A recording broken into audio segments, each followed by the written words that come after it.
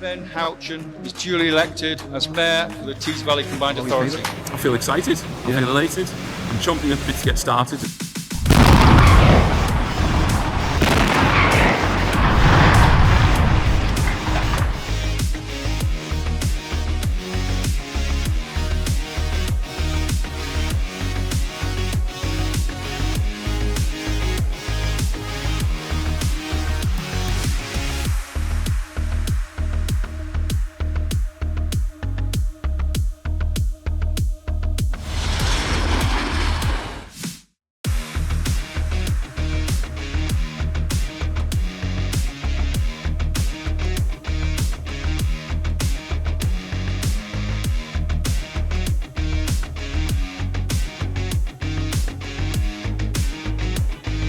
It used to be said in the oil and gas industry that you could hear a Scottish accent anywhere you went in the world. What I want to see is, anywhere you go in the world to listen to hydrogen and carbon capture, you're going to hear a Teesside accent in the future.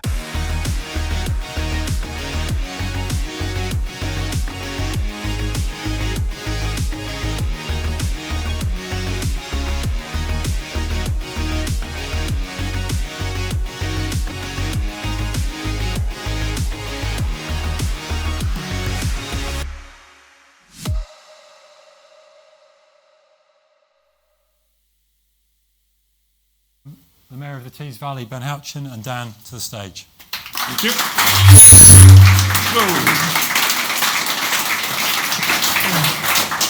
Well, good afternoon everyone. Thank you very much for coming. My name's Daniel Hodgson. I'm the local democracy reporter for the Tees Valley Combined Authority, and here to chat to Ben today about everything that's going on in the Tees Valley.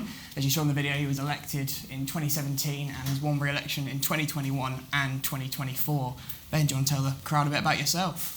More rather than talking about myself, I want to talk about the Tees Valley, right? I mean, I'm from Teesside, born and raised in a place called Stockton, particularly in a place called Ingleby Barwick, and one of the great things about having this role, and one of the things I wanted to do when I was elected in 2017, was to make sure that we attracted investment and jobs, and ultimately created good quality jobs to put money in people's pockets to look after themselves and their families, right? That's what I think all of the mayors would agree that we're here to do. And you know, growing up in a place like Teesside that sadly, certainly after I was elected, or by the time I was elected, was a very typical post-industrial story of decline in things like mining, ironwork, steelworking, the decline of good quality job opportunities, which really culminated in the closure of the Redcar Steelworks in 2015, 2 years before I was elected.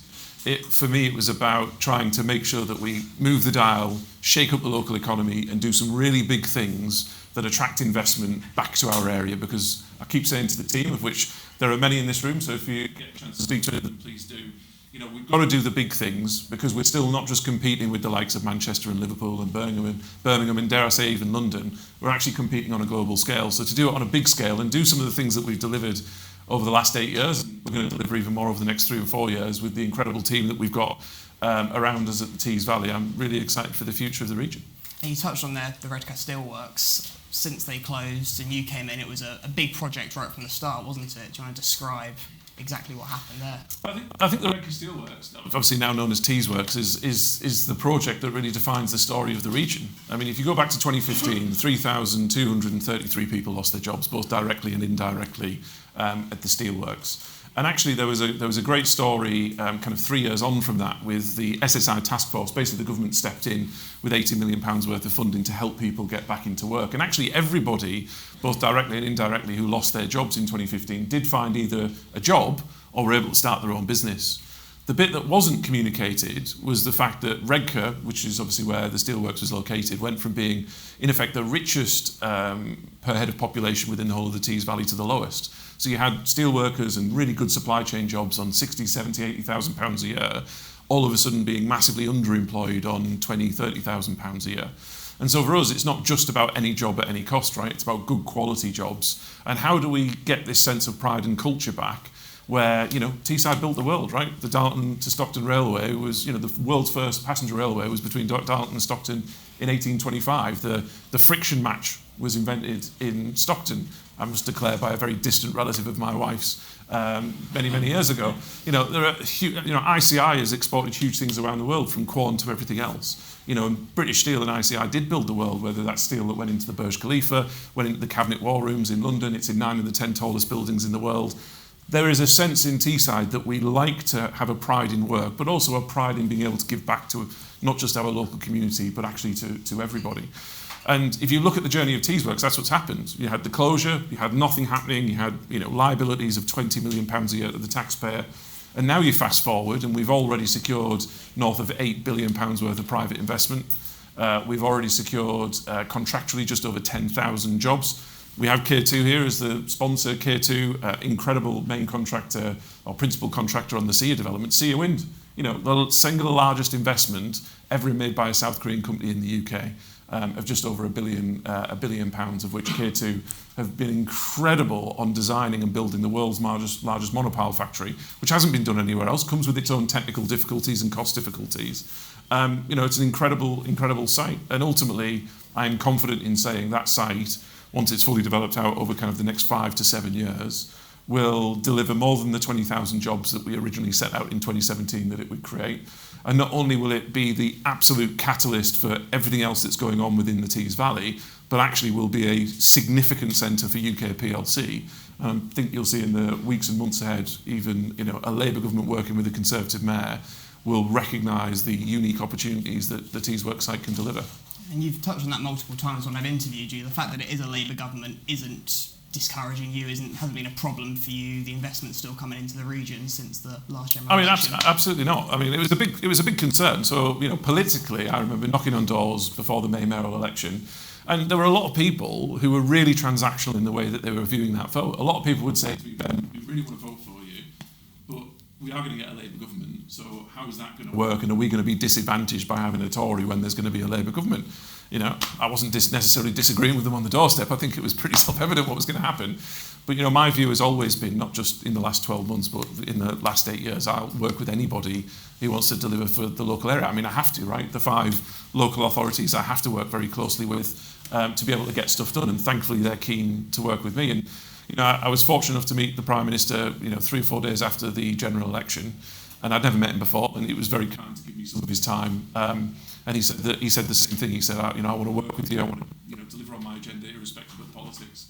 And there was a bit of a strange kind of 6-month period after the general election where I said the same thing, and we started to work a little bit together.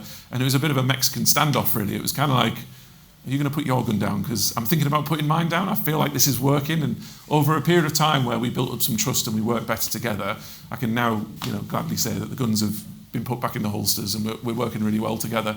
And that's all I can ask. So the government, to be fair to the Tees Valley, working with me as a Conservative mayor, have been much better than I could have ever imagined, and that's all we can hope for if we want the Tees Valley to continue to succeed. We've got to make sure that, since I was elected in 2017, we've always had very close alignment between the vision of the region and central government, and with political change that becomes uncertain. But thankfully, over the last kind of nearly 12 months since Labour were elected, we're seeing that this government is still hand in glove with the policies that we have, what we're trying to deliver locally, and I think that will deliver not just the growth that this government wants to see, but actually the jobs that local people want to see in the Tees Valley. And you haven't been particularly deterred or worried by the recent best value notice that's come in, describing it as the least they could have done without doing nothing, so you don't think that's going to cause any problems for investment either then? There was some kind of controversial noise, politics obviously in the run-up to the mayoral election, which sadly was just politics, and that did create some uncertainty for investors. But I think post-election, post all of the reviews that we've done to show people that, this is genuinely an incredible site, and I think that, it is the largest brownfield site in Western Europe, and the single best industrial site in Europe, arguably one of the top 5 in the world. We're seeing that it's not deterring investment now. And actually what's really interesting, just not to get too much into the politics of it, but it's been incredible since the election just how much even local Labour politicians who were very anti some of the things that I was doing all of a sudden now think what we're doing is the best thing since sliced bread. But that's great, right? We want everybody to buy into it. We want all politicians of all colours to buy into it. But what's also really interesting is throughout that whole period of the last 8 years, we've always had huge support from the local authorities as well, irrespective, mostly of the time it's been Labour. And whether it's the leaders of the local authorities, and they do tend to change every now and again, or whether it's the senior officers like the chief execs, I think I've seen Mike Green, the chief exec of Stockton, is here somewhere. We've always had the vision of making sure that the Tees Valley succeeds and our local areas succeed. Which is actually, when people come to the area, is really refreshing. You know, lots of investors are a bit worried about political climate. Can we get stuff done? Is everybody actually on the same page? And I always say, if you've not been to Teesside, come and speak to us, come and speak to the local authorities, and you'll see we're all saying the same thing. We all want the same thing. We all just want to get on and deliver. And that's, you know, I think, music to investors' ears, because it just takes away a lot of that uncertainty. And on working cross-party yesterday, we were in the building next door for the launch of the Great North, where you were there with all Labour regional mayors and a Reform mayor as well. And you touched on the Sea Wind in a bit more detail, and the development corporations, and how it can be so much quicker to get stuff done as a result of what you've done in Teesside. I wonder if you could re-explain that to everyone here today.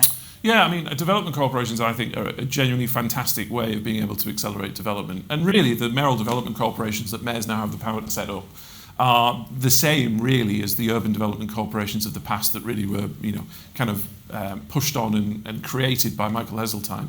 So everybody knows, obviously, about the London Docklands Development Corporation that obviously is now turned into Canary Wharf. It's the same mechanism, and it allows for, in effect, a very focused public body, of which a development corporation is, to deliver on a very particular geography to be able to deliver investment in jobs to that site. You know, for example, we've set up two more recently in Middlesbrough and Hartlepool. The first, obviously, was Tees Works through South Tees Development Corporation. Where that really helped is, it helped, for example, with planning.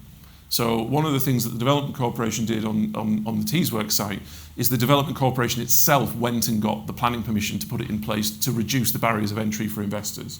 So we went and got 14.5 million square feet of outline planning approved for B2 and B8 space. So if you take the Sea Wind example, I remember being sat with their chief executive at a dinner at the Guildhall back in January of 2021. And he was pulling his hair out trying to deliver the SEA investment on a different site elsewhere in the country, and had been at it for about 3 years. And I obviously gave him a big sales pitch about Teesside, and he should obviously come to Teesside because it's the best thing since sliced bread. And by the 7th of July, the same year, so it was less than 6 months because it was the end of January that we had the dinner, they'd actually broken ground on their 1.1 million square foot shed. And we actually gave them the reserve matters planning application in just over 7 weeks. And that's one of the things we promised through the development corporations, whether that's Tees Works, Middlesbrough or Hartlepool. We guarantee that planning will be determined within 13 weeks. Now, I know everybody should say, well, that is the legal statutory time limit. It should be determined. We know that that's not necessarily the case. And the other interesting example of that, just recently in Middlesbrough Development Corporation is a lot newer than Tees Works, obviously, than the most established. And just recently we gave planning permission to the Gresham development in Middlesbrough, which we have our development partners here.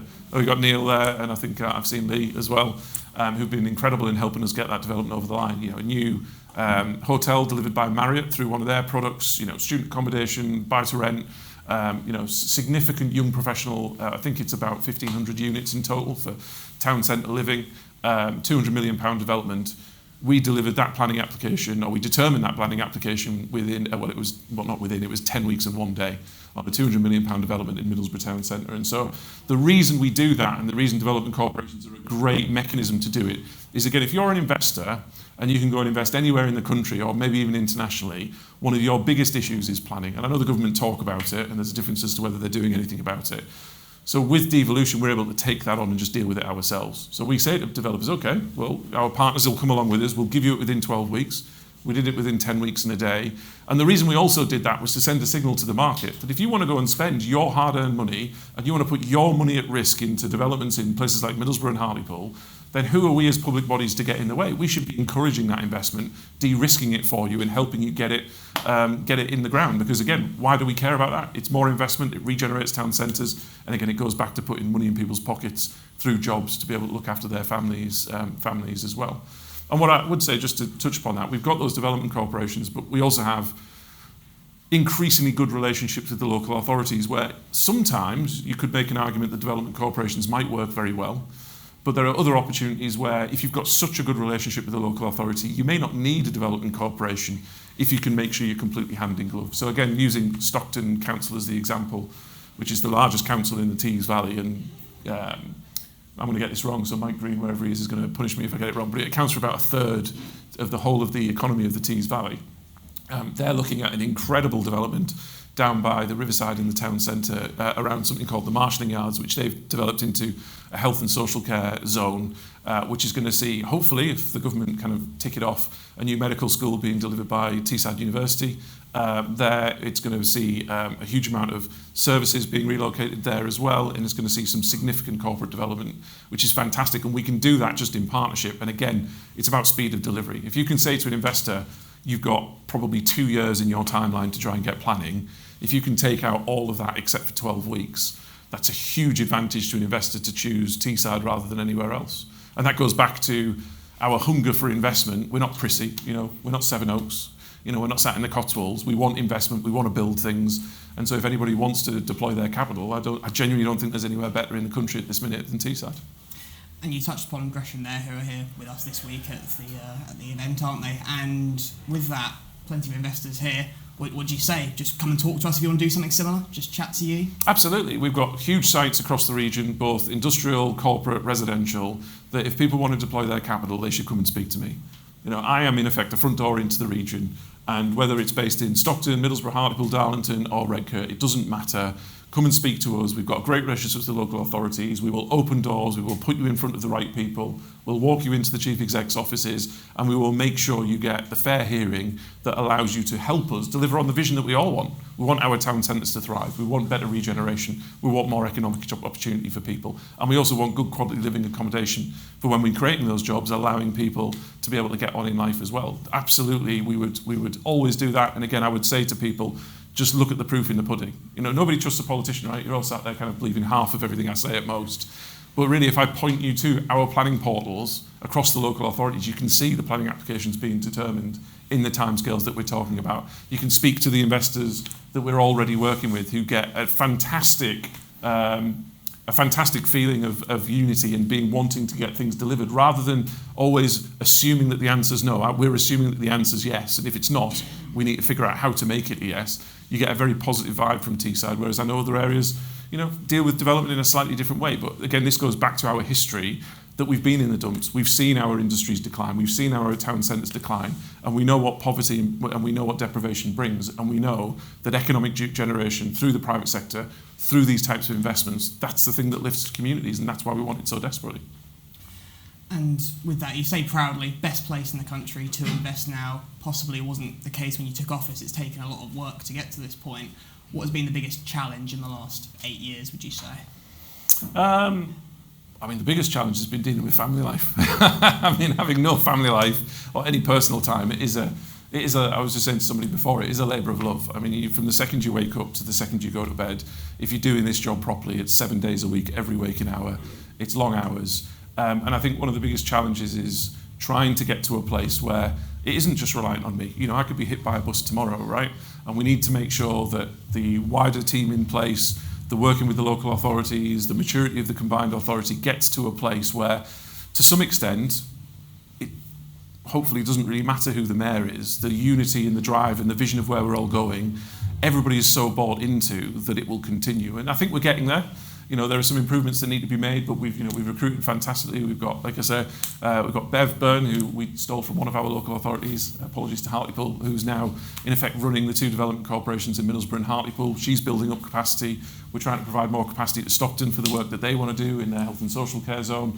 So building up and bringing in the right people. But that also means, and this is a level of maturity that I think I personally have been getting myself to as well, because you've got to recognise we're also in politics, is also leaning on some of the quality that we've got in our local authorities as well. And I think in the past, for lots of different reasons, that if you want to, Dan, we can go into, but I'll not go into at the minute, there has been a reason to kind of centralise a lot of stuff within the combined authority to be able to drive through change. Whereas I think with some of the capacity and the people within the local authorities, not just the politicians, but the senior officers, I think the combined authority can be much more open and lean on some of their expertise and help to further accelerate the development we want right across the region. So even more working together?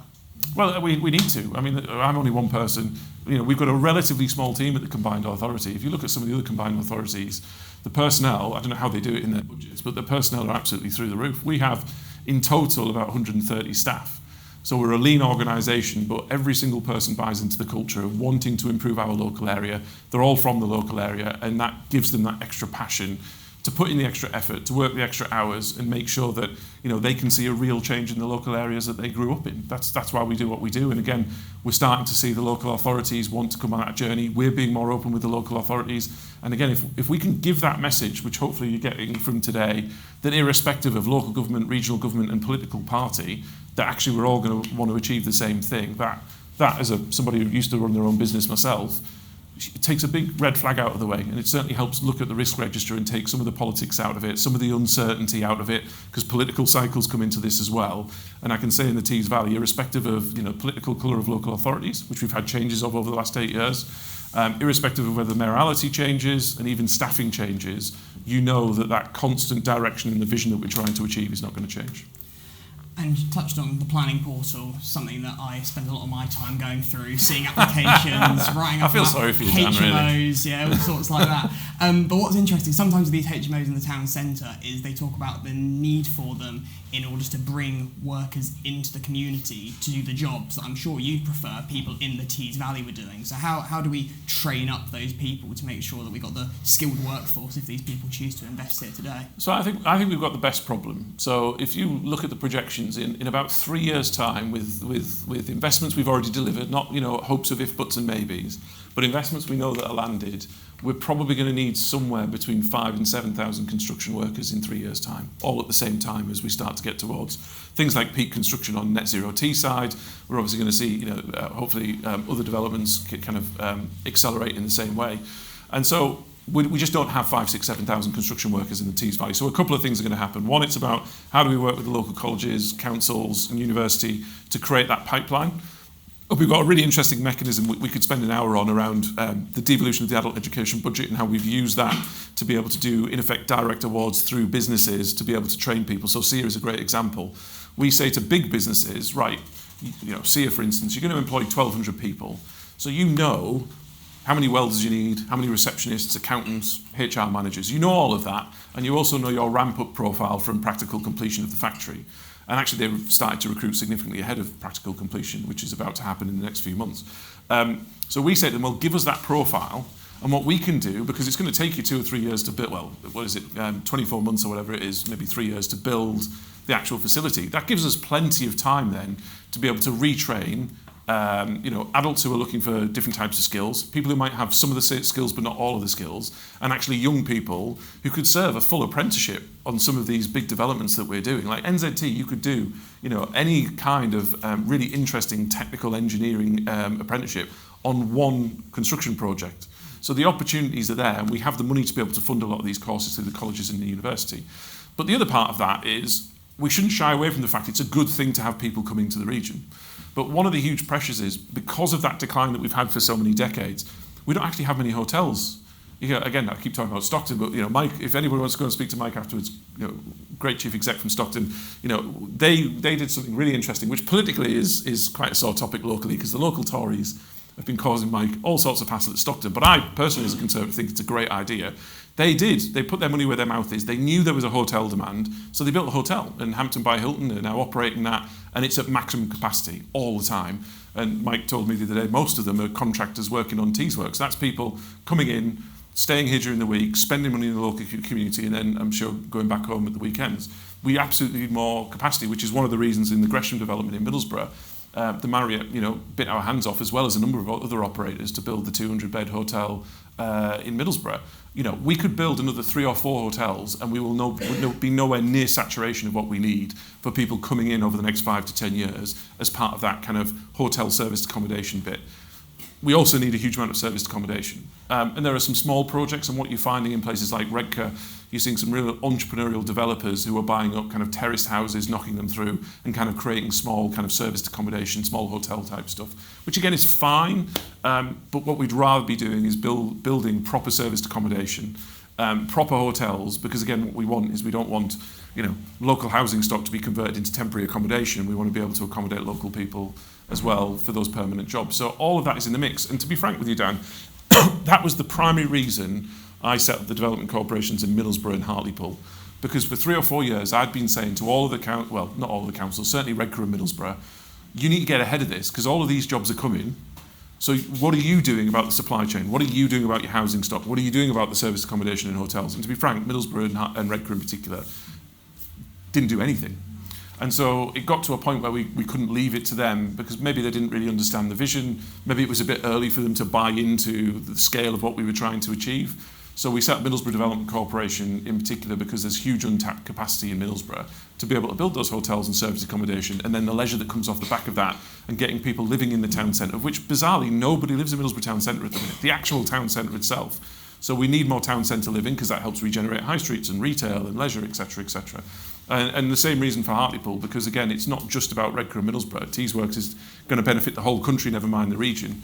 And we're seeing huge supply chain benefits in places like Liberty, north of the river, who just got a £120 million project out of NZT that support hundreds of workers in Hartlepool as well. But accommodation is a big issue. And I'm hoping, speaking to the Prime Minister and Angela Rayner on Friday, I'm going to be pushing them quite hard on the acceleration of some of the new powers that we're getting as mayors, in particular some of the planning powers that I'll get as the mayor, the most interesting one being the planning call-in powers, where obviously Sadiq has these in London as the London mayor, but none of the other mayors at the moment have the ability to call in planning applications from the local authorities. And I think that would really help us, again, give even more certainty to investors that if developments of scale, we can manage the politics between me and the local authorities, and we can give certainty to investors that they can come and they can deliver timely. So if you gain those powers, it would help stop NIMBYism rather than increase it. Is that the main issue? Is that why you want these powers? Yeah, well, I mean, absolutely. So, there are big developments, for example, in Darlington, where you could build thousands of houses that has taken much longer than it should have done. There are some great opportunities in Stockton to build many hundreds of houses on a yearly basis, if not slightly more. The stuff that they're trying to do, for example, in Stockton in the town centre, yes, the council completely buy into it, but there's always a backstop. But if for whatever reason, if the politics of the local authority gets in the way, there's a pressure valve that you can release, where I can call in the application and make sure that the certainty of that vision that we've talked about continues to get delivered. And that obviously is about relationships with local authorities, and it's how you manage those relationships. It's not about me coming in and taking stuff off the local authorities. It's about managing the process to make sure that we're all trying to deliver the outcomes that we want. And the big thing in Teesside is we don't really have a fundamental shortage of housing. It's about quality of housing, and that's why we need to concentrate on our town centres, because you could argue there are parts in our town centres where you look at, not quite blight, but on the edge of that. But actually, you go and build 3, 4, 5 bedroom executive houses in places like Stockton and Darlington, all over the place, or Hartlepool as well. They go like hotcakes, and there is the ability to build more of that. That's going to drive more income to the local area. It's going to bring more people into the local area. That's why we've got to deliver the jobs opportunities. So the whole picture is essential. But again, you can't have industrial development and jobs being created if you're not going to expand the housing pool. And again, the more houses you build, ultimately, the more affordable it will become, and it also allows for that flexibility. So not to bore you with a local geography lesson, but in very simplistic terms, you tend to find that the east of the Tees Valley is less affluent than the west. And so a very typical historical story around Teesside would be usually a young lad leaving school with little to no qualifications out of, say, Redcar or Hartlepool, and then he ends up doing a rope access course and goes and works offshore, 3 weeks on, 4 weeks off, whatever it might be, earning good money for the Teesside. And the first thing they usually do is go and buy a house in Ingleby Barwick in Stockton. That'll cost them, a 3-bedroom detached might cost them £130,000, £140,000. And, again, very simplistically, we've got high levels of public sector employment in the Tees Valley as well. So, they're, stereotypically would be married to maybe a nurse or a doctor, and providing the quality. And you tend to find as people become more affluent, they tend to graduate west. Now, again, as part of this, we need to make sure that the whole of the region benefits. So we need to make sure we spread all of that. And with the economic opportunities that are coming in places like Redcar in the east, hopefully it will capture some of that value, and hopefully people will stay there as well. I'm sure you'd kick me if I didn't ask about the airport, because that is one of your, should we say your baby? I don't know how you'd want to describe it. It is something you felt very passionately about for a long time, and as recently as 2 months ago, the Cabinet met to approve more investment to enable private business to move in, didn't they? Build on the hangars. I mean, to be frank, I'm only sat here because I promised to save the airport from closure. That was the reason I got elected in 2017. And as a result, it was the one thing I had to deliver on, because I'm a believer that, if you're going to promise something in politics, you've got to deliver it. And, that's unusual, sadly, in politics these days. So while it's quite a low bar, doing what you say you're going to do actually goes quite a long way. And I always believe that having the airport is such an economic driver. And again, you can speak to the consultants in the room. We've got all sorts of economic assessment reports. You could argue, there is an economic argument, that we should be spending every single penny we have on Teesside Airport because of the BCR that you get for it. Because for every £1 that we spend on Teesside Airport of public money, it leverages £14 in private sector investment. And we're starting to see that, actually, with the investment we've put in. You've got a company called Willis, a big American company who do a lot of maintenance and operations within aviation, have set up their European headquarters at Teesside. They've taken one of the hangars that we had existing. They've just put in a twin bay hangar. We're trying to encourage them to build either another twin bay or a wide-bodied hangar. There's a company called Airborne Colours that does all of the respray for large aircraft across the country. They've got contracts with the likes of Lufthansa and EasyJet and BA, etc. So there's a real kind of engineering hub that's being created at the airport. And again, the reality is the 800 acres we've got at Teesside Airport that we are developing out as we speak with hangars and other developments. That's going to generate a huge amount of income to the airport. We obviously now have a new freight facility at the airport that we didn't used to have before we saved it, which is utterly bizarre, which is really starting to take off. And we're seeing FedEx, who've now opened at Teesside and are moving all of their kind of stuff through Teesside at the minute. There's more coming down the line. The reality is a lot of these indirect incomes will go to cross-subsidise the holiday flights that people want, right? Actual terminal flights, unless you get up to really north of 2-3 million people, that's when it really starts to generate money for airports as a passenger airport. Teesside Airport will get up to north of 1 million passengers. I think probably 1.5 million over the next few years. There's some aspiration in that. But that's fine. I mean, it will still deliver what local people want to be able to go onto their holiday destinations. But also, increasingly importantly, it's about supply chains. Local businesses being able to connect with the rest of the world so that we can have more opportunities to be able to capture value within the region. And again, the biggest thing I said after I was elected, when I was trying to convince people that we need to deliver on my promise and we need to save the airport, we need to buy it. When I'm speaking to investors from North America, the Middle East, the Far East, literally on all four corners of the planet, the last thing we can do is say to them, you need to come to Teesside. Okay, how do we get there? Well, I'll tell you what you need to do. You need to get on a flight to Manchester, and that's about 2.5 hours away, assuming there are no problems with transport. And you can either go on the M62, which you'll probably be caught in a traffic jam, or it'll be closed because there's some issues with, getting across the Pennines. Or you can dare to get on a train, like one of those crappy pacer trains across the Pennines. And then at some point in the next 3 or 4 hours, you'll turn up in Teesside and we'll meet you at the station. That is not a region that's open for business. When you can say to people, right, it doesn't matter where you are in the world, get a flight to Schiphol and it's a 40-minute hop across to Teesside Airport. We'll pick you up at the airport. Getting through the airport is it's a bit like a private airport. You can land and be out within kind of 4 or 5 minutes. You can get straight out, pick you up, take you to the site, do the meetings, give the full sales pitch. That's an area that's on the move. That's an area that's well connected. You have to be well connected in this world if you're going to attract the type of investment we want.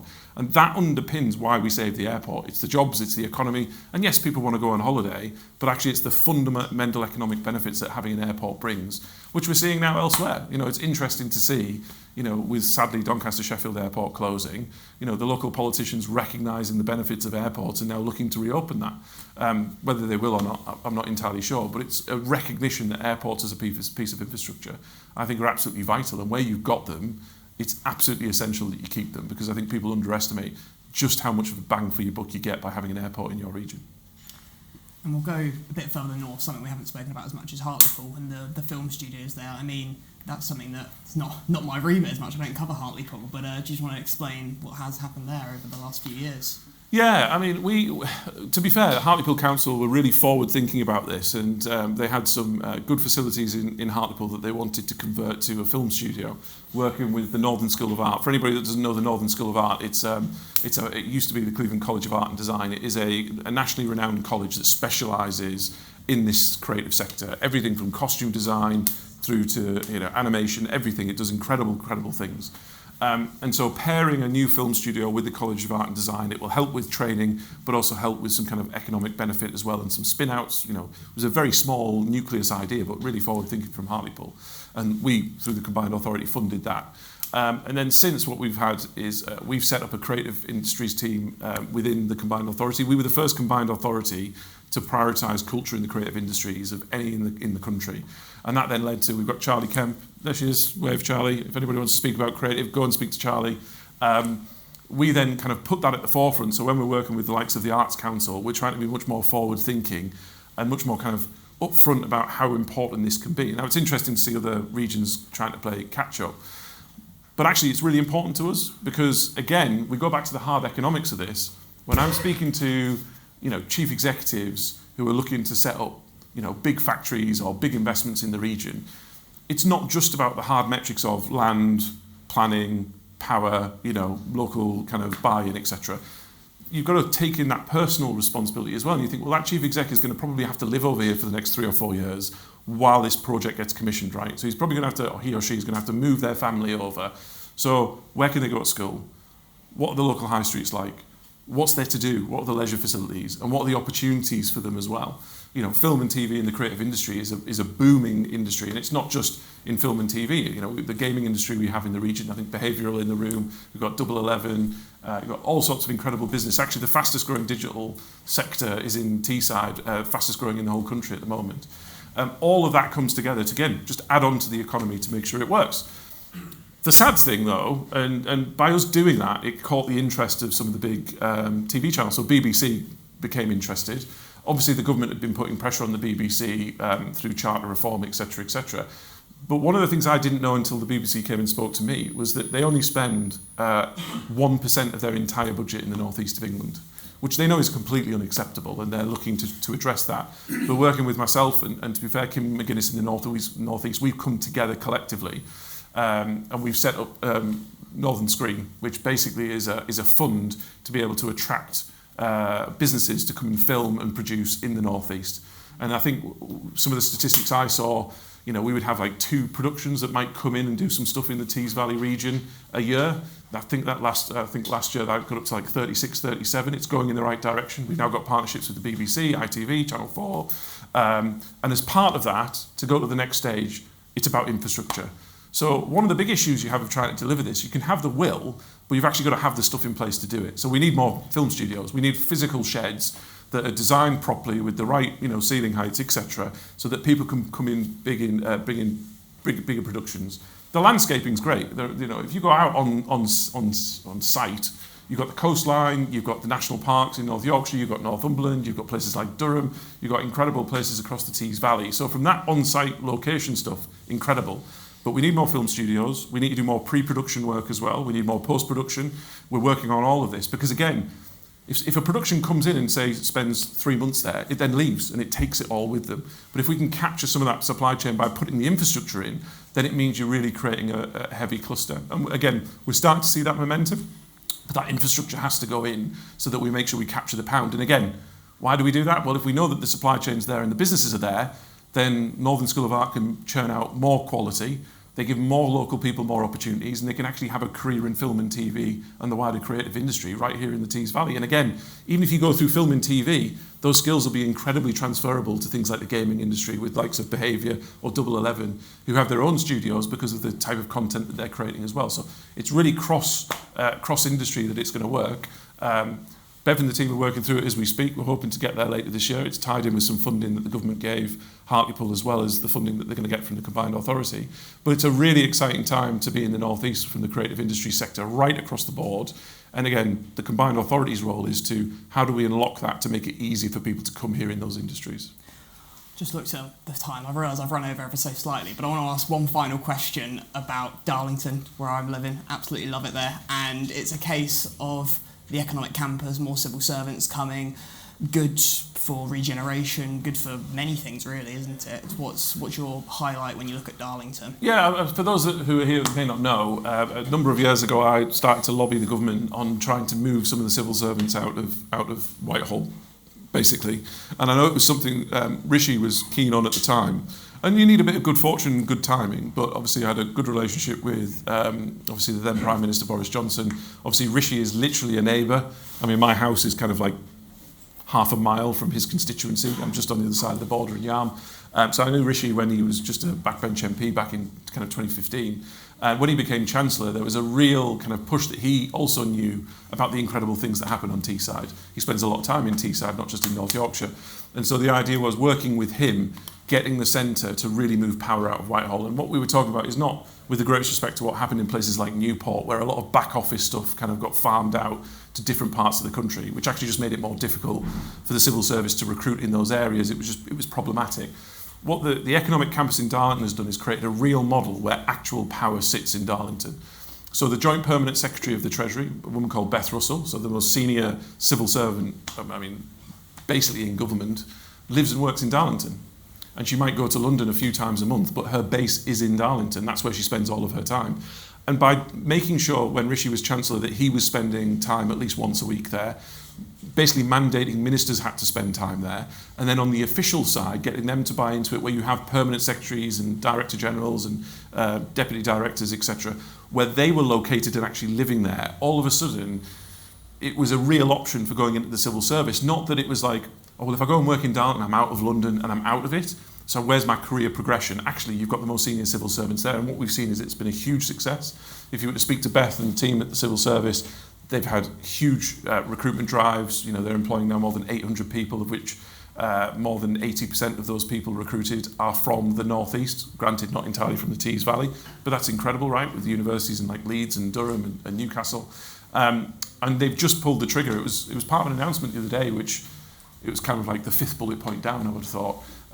But they've now just pulled the trigger on a new permanent building there, a new state-of-the-art permanent, in effect, economic campus building, which starts construction over the coming months. And that's then going to take civil service presence up to about 1,500 full-time staff who'll be working and living in Darlington. But like I say, not just lower down, like really senior people, including like the ONS, like the Office for National Statistics. Their main office is not in London anymore, it's actually in Darlington. And so there's really exciting stuff going there, that if we can bring central government closer to regional government, we can get policies matched up, and then it makes it, in theory, easier to line up national policy with local policy that then delivers quicker outcomes. And you'll be hanging around to chat to everyone now? Yeah, I think we've got a few more minutes. I've been told we're going to take some Q&As if anybody's got any. Has anyone got any questions? Yes, at the back. Hello. My name is Tyler Wilson. I'm the parish councillor from Leeds. Do you have any formal agenda, like the regional mayor of Yorkshire formed a White Rose agreement, basically on transport? Because if you cross the county border, you try to ticket or your train prices go up. There's a lot of problems about that locally. So, like you said, trying to get the central government's agendas with regional, local government to improve outcomes. Are you looking at working to be involved in White Rose Pact, or perhaps something with McGuinness and the North East? One of the things, so we're not involved in the White Rose project, but one of the things we are very early stages at, and we did get agreement from the 5 local authorities to start on this project, is look at rail devolution. And actually, I would say this, wouldn't I, but not just the Tees Valley, but the whole of the North East is probably the best place in the country to do it. The reason being that the rail line is basically isolated. It's a branch line that is kind of pretty self-enclosed. So as soon as you come off the East Coast Main Line, the whole of the North East line is one kind of cohesive thing. Now, it does leak a little bit into North Yorkshire, so we are speaking to David Scaith in North Yorkshire Combined Authority, because it goes down into kind of the coastal line down towards Whitby and Scarborough. But a little bit, but we're taking that into account. And we're just starting to look at very early models of whether we could, in effect, take back control of the railways. Now, government have obviously moved in that direction, starting to implement some legislation. But where I think, if it works, where we would get to on it is we would, in effect, franchise, or whatever the term's going to be for rail, the whole of the North East rail line. I suspect the obvious thing to do, and again, we're working through it with officials, both at North East and Tees Valley, the obvious thing to do would extend Nexus. So Nexus is, in effect, the North East Transport Authority that covered Kim McGuinness's patch. The obvious thing would be to extend that Transport Authority into the Tees Valley, have a single authority, a bit like a TfL for the North East, covering the whole of the North East, so it can manage the rail infrastructure, and then it can then start to commission operators to put on rail travel across the North East, which we would be able to do because it would have very limited to no impact on the East Coast Main Line, so it wouldn't have as much an impact on the wider timetable process, which is an absolute nightmare nationally. Once we got to that stage, then I think on a northeast level you could start to properly integrate other travel. So to be fair, what Manchester and Liverpool are doing around integrated transport with tap on, tap off, whether it's a bus, rail, tram, etc., etc. Unfortunately, because of the lack of investment a place like Teesside has had for 30, 40, 50 years, right, irrespective of government colour, there's a whole load of infrastructure work that we've been spending the last 8 years doing to even get us to the starting line, whereas unfortunately Manchester and other areas are much further ahead. So we've been concentrating on putting the infrastructure in place to allow us to have that conversation. which will happen in parallel now and will start to emerge over the next kind of 2, 3, 4 years. Yes. Thank you very much. My name is Carl Canardo. I'm from 2 to 3 degrees. And I guess my question is, you talked a lot about kind of from a skills perspective how young people are going to benefit. But it would be really good to know with the amount of development that's going to be taking place over the next few years, how are young people going to be consulted and involved in what the future should look like from a development perspective? That's a good question. So, the priority we have always had is that ultimately again, if you compare us to elsewhere in the country, we've naturally had higher levels of unemployment than anywhere else in the country. That's now, thankfully, no longer the case. And if you look at the employment figures, since I was elected in 2017, the employment rate in the Tees Valley has gone up 5.4% against the national average of 0.4%. And actually against the rest of the northeast of 0.1%. So we're seeing significant drive into employment. And part of your question, I know I'm answering it slightly more indirectly, but my approach to being the mayor is kind of summed up in that, having grown up and lived in this area and seen that decline, if you don't do the really big things to shake the economy, tinkering around the edges isn't going to change anything, particularly when other areas are getting more mayors and more money and they're still marching on while we're still figuring stuff out. So what I've concentrated on over the 8 years is putting the building blocks and the infrastructure in place that enables the conversation about what direction of travel do we want our region to go into. And that's been now, evidenced by the employment rate. I think over the next 2 or 3 years, so to be frank, we haven't had much of that conversation because, to be frank, if you were from Teesside, it's blindingly obvious. We have trains less than once every half an hour. There's less than 2 trains an hour anywhere in the Tees Valley. Parts of the Tees Valley don't have a bus service at all. Maybe once an hour if you're lucky. Other areas are a little bit more frequent, but it's very, very patchy. So we can see the real basics that have needed to be done, even down to where are the jobs? You talk about young people and aspiration. If they walk outside their door and they see a big, dirty, closed steelworks that everybody says used to be, the pride and passion of the area, but it's closed and it's rusting, just psychologically for young people, it just feels like they've got to get out to achieve, right? And, a great man once said that, talent is equally distributed across the country, but opportunity isn't. We've got to put the infrastructure in place to create the opportunity. And some of those things I've talked about in the creative industries are being led by young people because those are the sectors they want to go into. But how do we capture that to make sure they stay local? So the honest answer is over the last 8 years, there hasn't been much involvement because it's been relatively straightforward what we need to do. But we're starting to see now and over the coming years that there needs to be that engagement because now we've got those building blocks in place. It's really up to the community to decide, well, what do you want the future of the Tees Valley to be? Because with those building blocks, it can be anything you want. Without them, you're basically limiting and putting people in cages that their opportunity is this wide rather than this wide. And now the whole spectrum is available to people. What do we want the future of the region to look like? What do young people need to be able to stay in the Tees Valley rather than move away and make it their own? So, yeah, to be brutally honest, not much, but in the future, a huge amount because I've just had my first child. My daughter's 15 months old, and it does concentrate your mind that it's not just about my term. It's not even just about the next 5 or 6 years, but, in 17, 18 years' time, when she's 18, 19, 20, I'm still going to be living in Teesside. So I want her to be living in Teesside. I don't want her moving away. So it does start to concentrate, well, what is she going to want? What is she going to want to make her still live here? Okay, she's got family, but if she wants to achieve, she wants opportunity, she's got a career, how do we create that in the local area? And, listening to young people is going to be a really crucial part of the next phase. Yes. Hi, Rebecca Miller from First Bus. Just jumping on what you said there about areas having poor transport connections, not many buses coming through certain areas. How's that being addressed in the short term for big kind of industry, construction projects? You talk about NZT having, 5,000 to 7,000 workforce in peak construction periods. How are people getting to work and kind of how are you addressing kind of congestion and that side of things in transport? So I think I might be speaking to somebody in your organisation who I had dinner with quite recently because I think you guys work on Hinckley, don't you? Yes, that's correct. Yeah. So we're looking at very similar models to what's going on in Hinckley with mass transportation to be able to access to and from the site. So that's bus services from our town centres to be able to bring people in. On the Teesworks site, specifically where these investments are going on, we actually have 2 public railway train stations. It's that big.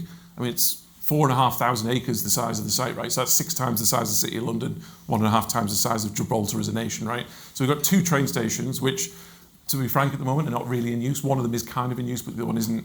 So we've just put in £35 million to upgrade both of those stations. We're putting in more than 3,000 parking spaces for a park and ride transport interchange. We're putting obviously then the bus kind of interchanges in to be able to make it work. And some of the conversations I'm having with one of your colleagues, as well as others, is working with Balfour Beatty, who are the main contractor on the NZT build, as to how do we work with the main contractor to be able to bring transport services in, to utilise the infrastructure that we put in so that bus and rail travel is going to be used. Because, interestingly, the road infrastructure in the Tees Valley is very good, because if you go back 60 years to the 1960s, late 60s, you had kind of peak employment in the Tees Valley, where basically between ICI and British Steel, those two businesses alone employed, I think it was 60, 70,000 people. And they were basically all going to the same part of Redcar. So you look at the dual carriageways, for years, that's all there. But obviously with the change in the way people travel, obviously lots of people in the Tees Valley still go by road. A lot of that is being addressed. What we want to do is get into the operators. So on the rail side, they're quite difficult to speak to, largely because of the national way in which timetables are operated.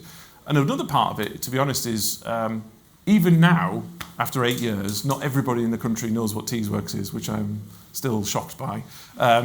So it is also educating transport companies, and to be fair, when I spoke to one of your colleagues at Wrightbus, they obviously knew what it was, but it's then going to these organisations, helping educate what's actually happening on the site so they can see opportunity to be able to come and help with some of the logistics things. So we're at the early stages of that.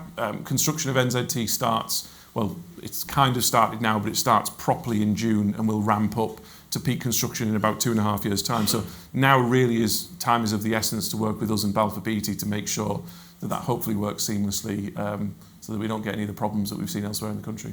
Yeah, absolutely. Well, anything we can do to help, we're more than happy to. Yeah, absolutely. Yeah. Fantastic. Thank you. Any final? Yes.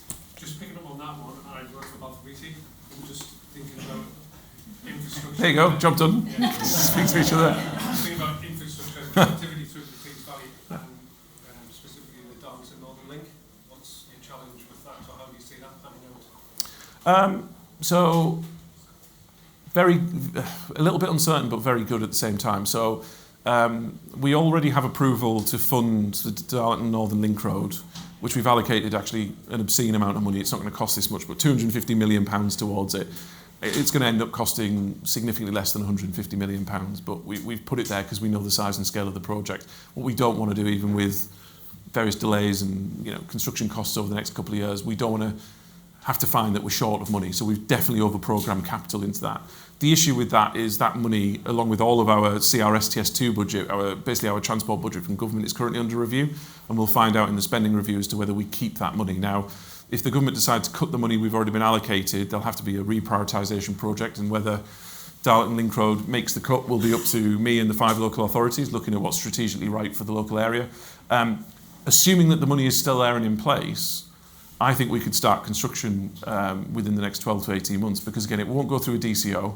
We already have a pathway with private developers who own the land, who are going to gift us the land for where the road is going to go. We've actually gone to quite an extensive stage of consultation already on it. And again, whether it's through Darlington Council or through me with the powers that I'll get, it's going to be a locally determined planning application. So it's not going through a DCO, which we'll be able to grant very, very quickly. So I think it's in a really good space, subject to obviously the 11th of June and confirmation of the finances, really, which I'm hopeful for. I mean, we're getting some positive noises out of government and the Department of Transport, but you know what Treasury are like, and until they actually confirm that budget. The really interesting benefit of that is where, being a Conservative mayor, we will benefit from having Labour mayors elsewhere in the country. Because if you look at what's actually happening in places like Liverpool and Manchester, I mean here in West Yorkshire and Leeds, if you look at what Tracy, Andy and Steve and others are doing, it's not exclusively, but a huge amount of their agenda is built around transport. And so I know that they're lobbying very, very hard to keep the money, because the way that the transport funding works, and apologies for people that don't know, it's done on a per head of population basis. They don't just decide that Manchester gets X and Teesside gets Y. There's basically a funding pot, and then it's allocated on a per head of population basis across the different regions. So if Manchester and Andy and Tracy are successful in their lobbying to a Labour government, which you would like to think they, have probably a better chance than I do, albeit, to be fair, this government has been completely fair with me, then winning that battle will actually mean that we keep more money in the Tees Valley, because again, they can't pick and choose where it goes. Either we all get 100% of the money, or we all get 90% or 50%. And that's big numbers if you look at Manchester. So I think the stakes are quite high in Manchester. If you look, I think their allocation for transport is about 5 billion. Ours is 1 billion. So, okay, we'll take a £500 million hit, let's say if it goes to 50%, but they'll be taking a £2.5 billion hit. And with the schemes that, with the Manchester to Liverpool ARC stuff, which is incredible that Andy's developing, Piccadilly Station, it'd be a strong chancellor to go up against Andy and Steve's plans for transport in the Northwest. So again, I'm hopeful that we'll benefit from that, which will allow us to get rid of the uncertainty around funding and just get on and deliver that project. I see we're on the hour. Is that finishing time or? Yeah, unless anybody else has got anything Any desperate. final No? questions? Fantastic. Bored everybody to death. I doubt that. Well, Ben Houchen, everyone. Brilliant. Thanks, Phil. Good, huh? Thank you.